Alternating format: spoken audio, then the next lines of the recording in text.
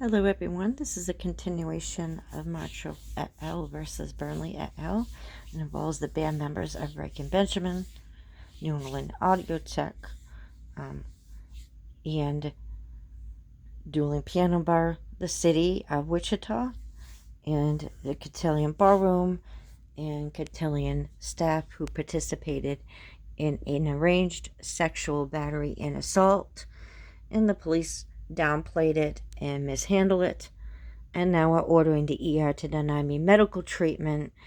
My condition has degraded to life-threatening,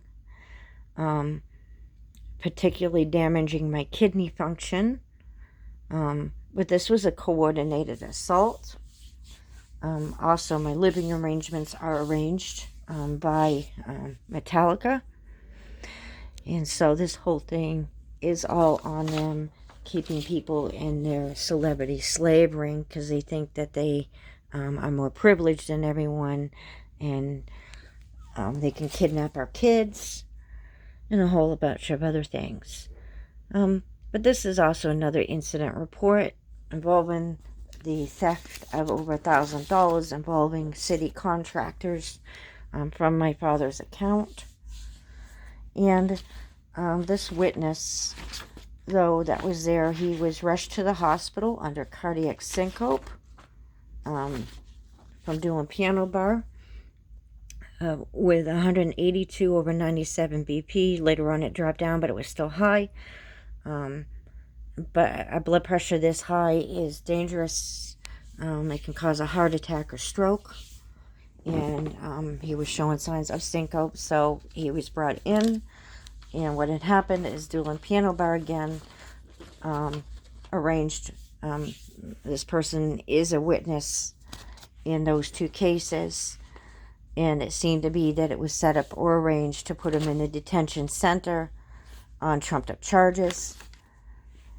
And we find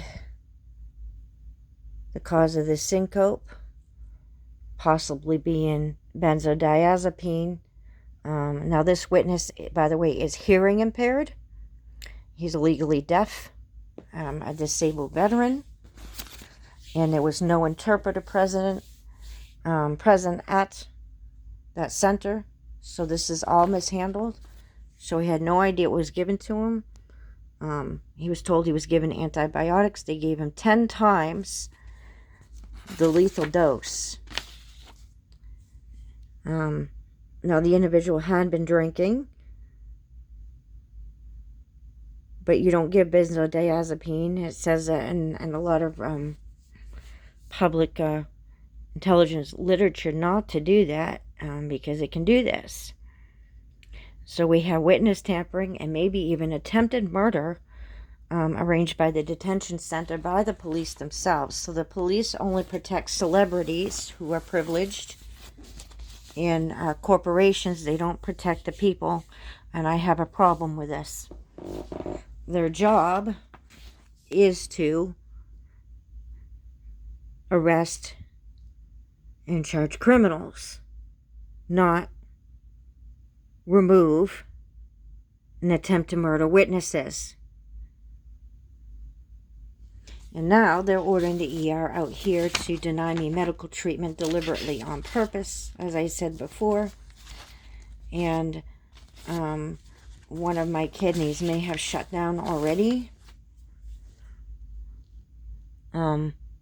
Also, I've had to deal with vehicle tampering problems, maybe. Of course, the vehicles that was sold, arranged by Schumann through the dealership, was also a recall. And they never fixed the recall problem. So, I'm not saying Burnley's involved in that. By the way, I doubt he is. But it's just evidence that our own so-called governments are corrupt. Just as corrupt as a bunch of people smashing windows and looting on the street over Mr. Floyd, which really has nothing to do with any justice for Mr. Floyd. I get a problem, but this is a form of police brutality. You do this, you slip somebody benzodiazepine, especially that much, you're going to go to jail for murder. attempted murder. And if they died, murder. It's an assault as well. It's also a battery. Police didn't do anything. The police departments don't even do their job. They can't even get the right code in the other paper, if I do find it. Actually put it down as a robbery, so they can't even get anything straight. And if you file a forgery case, this is your summary in the Open Records Act of Kansas. Does that look open record to you? It's their own record. Open Record Act. What's the summary? Blacked out. Blacked out. Blacked out. What? Well, how am I supposed to know what your findings are? So the Kansas Open Record Act is actually the opposite. It's not open anything.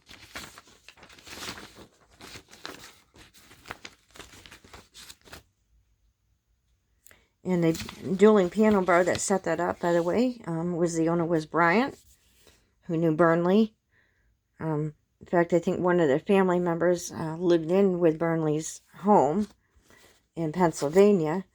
But I had previously rented property from Jane Bryant out in Redding, California. And the next door neighbor there, her real name is Kimberly Varley, or Kimberly Sheets. She decided to borrow the last name Marshall and claimed to be my long-lost sister Kim, and they're trying to steal probate. Now, the same Bryants, or also my grandmother rented or took care of a client, and the property owner was also, I think, Richard or Robert Bryant in for 12 Juniper Lane in Concord, New Hampshire, and Jennings trailer. So we have a number of people going on trying to do all kinds of stuff in the backdrop of this case. It's not all as it seems to be. It's certainly, you don't tamper with witnesses over a simple battery, if that's really what this was. And it wasn't. I was held down. My bra was torn off. I had scratches in my stomach. Plus my property here is set up by Ulrich, and it is unsafe property because the banks and property managements discriminate against disabled veterans. They're not allowed to rent because their credit isn't good enough, even though the federal law says that credit and debt does not count against a disabled veteran. It's a federal law, and yet they count it against them because they don't have any credit points. Well, that's because they don't accumulate debt like other people because of compensation that they get from the government. They're exempt from that, and these property managers in big complexes often discriminate against veterans. So that's why you get a lot of homeless veterans. Not always. Some veterans also do have PTSD issues and substance abuse issues. That may be the case, but maybe they wouldn't have gotten to that point had they gotten adequate care like they should have in the first place, and if they weren't being discriminated against or rounded up and having their own police arrange for them to be murdered, essentially, or at least tampered with. Now, I understand that the benzodiazepine could have come from another source, but there's no record of my dad being prescribed that, or even if he had, it wouldn't have that amount on it. The point of the matter is that he got it at the detention center. And this is a very serious problem because there have been other people showing up regarding that detention center, including an individual that had been involved in another case for trafficking them out of the actual center. But a lot of people have been showing up with deaths of similar symptoms of syncope, heavy breathing, and then dying out of that detention center. And it's possible that they're being given lethal doses of benzodiazepine or some other drug inside that facility. Of course, they have another contractor, I think ComCare Solutions or whatever, that partnership with the detention center. So, anyway, you've seen the report, and that is a large amount of benzodiazepine. It could kill people, especially if they have been drinking alcohol. So it's no wonder his blood pressure was 187 over 90, 182, sorry, over 97. They nearly killed my dad. They nearly caused them to have a heart attack or a stroke.